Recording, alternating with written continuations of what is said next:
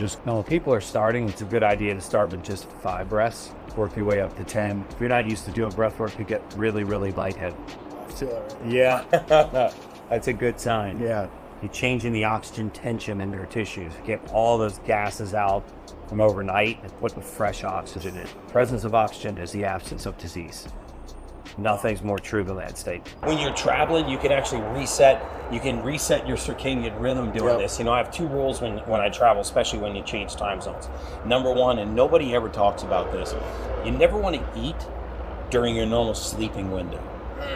Right? So if you go to bed at midnight and get up at 6 a.m., I'll just make that up for a second. You go to bed at midnight, you get up at 6 a.m. Now you go to London, let's say. So you're 6 hours ahead. Yeah. So you slide your sleeping window up. That's 6 a.m. to noon. You don't want to eat solid food between 6 a.m. and noon. You'll wreck your circadian rhythm. So if your body gets used to knowing that every morning within 15 minutes of me opening my eyes that I'm doing breath work, it resets itself to that circadian rhythm.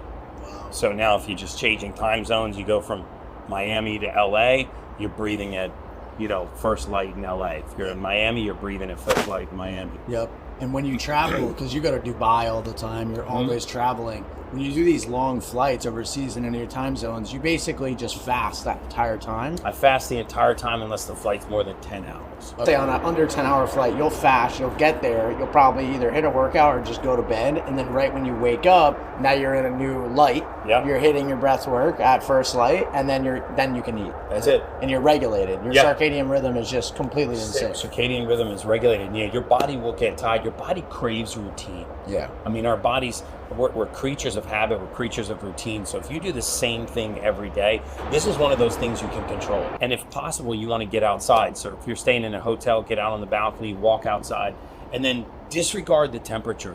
Aging is the aggressive pursuit of comfort.